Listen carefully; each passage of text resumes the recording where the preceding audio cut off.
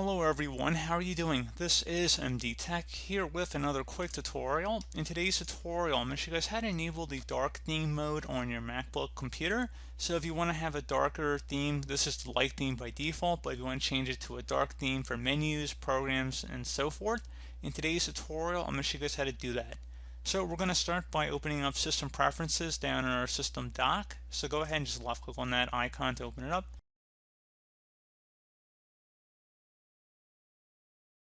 Go ahead and select the General button. And now where it says Appearance, you can change it to dark by selecting the Dark button. And there you go, guys. Simple as that. You can close out of here, do whatever you want, but the theme has been changed. So pretty straightforward process. Do hope that I was able to help you out, and I do look forward to catching you all in the next tutorial. Goodbye.